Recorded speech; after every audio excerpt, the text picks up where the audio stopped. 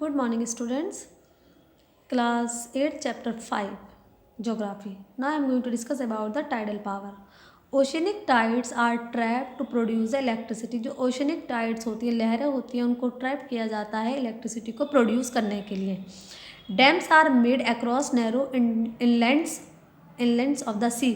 Dams बनाए जाते हैं सीज के समंदरों के आसपास में. The force of the water gushing in and out during high and low tide is used to generate the electricity. देखो, लो और हाई जो टाइड्स होती हैं उनका जो फोर्स होता है उस वाटर फोर्स को इस्तेमाल करके क्या जो लो टाइड और हाई टाइड जो प्रोड्यूस होती हैं उसके दरमियान उस दौरान जो वाटर फोर्स प्रोड्यूस होता है उसका इस्तेमाल इलेक्ट्रिसिटी को जनरेट करने में किया जाता है. नेक्स्ट टॉपिक है हमारा biogas. It is developed from organic waste. Biogas को हम कैसे बनाते हैं? जो ऑर्गेनिक वेस्ट होता है, जैसे फार्म से वेस्ट निकलता है, डोमेस्टिक वेस्ट होता है, एनिमल और ह्यूमन वेस्ट होता है, और कुछ जो शर्प्स होते हैं प्लांट, उनसे जो वेस्ट प्रोड्यूस होता है उन सब की मदद से ये तमाम वेस्ट कहलाता है ऑर्गेनिक वेस्ट. और इन ऑर्गेनिक वेस्ट की मदद से बायोगैस को प्रोड्यूस किया जाता है. These are decompose in biogas plant. क्या करते हैं? इन तमाम वेस्ट को बायोगैस प्लांट में डिकम्पोज किया जाता है और उसके बाद गैस प्रोड्यूस की जाती है और इस गैस का इस्तेमाल एज अ एफिशिएंट फ्यूल किया जाता है.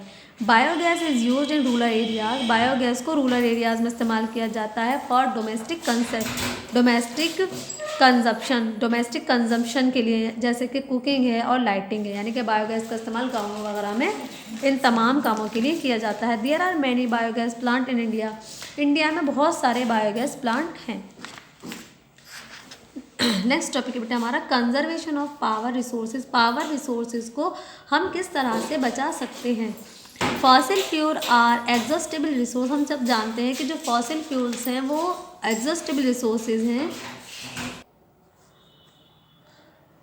देखिए बेटा, कंजर्वेशन ऑफ पावर रिसोर्सेज में fossil fuel are exhaustible resources. हम सब जानते हैं फॉसिल फ्यूल एग्जॉस्टेबल रिसोर्सेज हैं. एक मरतबा अगर हम इनको कंज्यूम कर लेंगे तो ये रीजनरेट नहीं हो सकते. इनको रीजनरेट होने में बहुत टाइम लगता है. It takes a millions of years. The dwindling reserves of coal petroleum have resulted in an energy crisis all over the world. अब इनका जो ये रिसोर्सेज दुनिया में घटते जा रहे हैं. जैसे कोयला है, पेट्रोलियम है, और इनको बहुत ज़्यादा तेज़ी से इस्तेमाल भी किया जा रहा है, जिसकी वजह से इनकी अगर हम वर्ल्ड लेवल पर बात करें तो इस तरह के रिसोर्सेज अब क्राइसिस यानी कमी हो गई है. एनर्जी क्राइसिस हो गए हैं इनकी, यानी कि इन रिसोर्सेज में अब कमी आती जा रही है. The existing resources of power need to be urgently conserve saving them for future. अब हमारी ये जिम्मेदारी बनती है कि हम पावर के इन तमाम रिसोर्सेज को बहुत ध्यान से यूज़ करें, प्लानिंग के अकॉर्डिंग यूज़ करें, इनको कंजर्व करें, बचा कर रखें अपने फ्यूचर के लिए. These are some methods of conserving power resource. Power resources के कुछ मेथड्स हैं जिनका इस्तेमाल हम करके उनको कंजर्व कर सकते हैं. नंबर 1 है reduction in the use of fossil fuel. Fossil fuel के इस्तेमाल में हम कमी करें, यानी कि बहुत ज़्यादा फॉसिल फ्यूल का इस्तेमाल ना करें. Increased use of renewable and non conventional source of energy. हमें क्या करना है? जो रीन्यूएबल रिसोर्सेज हैं एनर्जी के और जो non conventional source of energy है उनका इस्तेमाल करें, उनको ज़्यादा से ज़्यादा इस्तेमाल करें क्योंकि वो रिन्यू हो सकते हैं.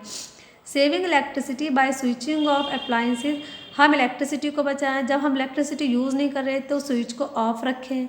When not in use and using power saving device. और हम उन डिवाइसेस का इस्तेमाल करें जिनसे हम पावर को सेव कर सकते हैं.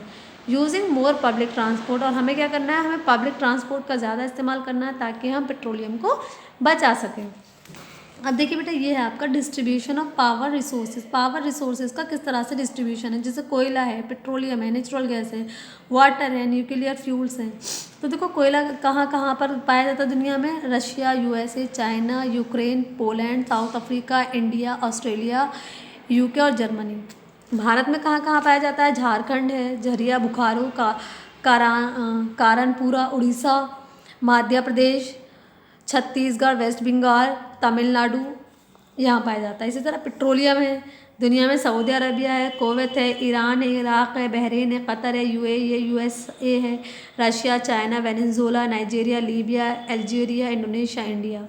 हिंदुस्तान में कहाँ कहाँ पेट्रोल पाया जाता है? मुंबई हाईवे, गुजरात में, आसम में कौन कौन जगह? डिगबोई है, इन जगहों पर पेट्रोल पाया जाता है. इस तरह नेचुरल गैस है कहाँ पाए जाते हैं? USA, Russia, Netherlands, Germany, Romania, China, Iran, Mexico, India.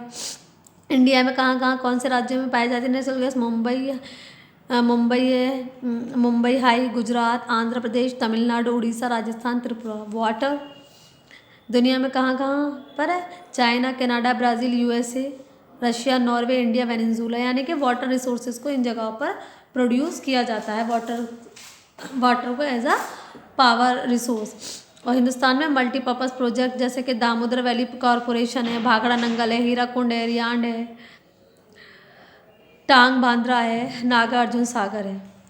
इसी तरह आ जाता है न्यूक्लियर फ्यूल्स में कहाँ कहाँ प्रोड्यूस होते हैं दुनिया में? USA, UK, Germany, south Africa, Canada, Russia, France, Brazil, India. India में झारखंड है, राजस्थान है, न्यूक्लियर पावर स्टेशन जैसे कि यूरेनियम और थोरियम के हैं यहाँ पर। महाराष्ट्र है, उत्तर प्रदेश में नरोरा में है,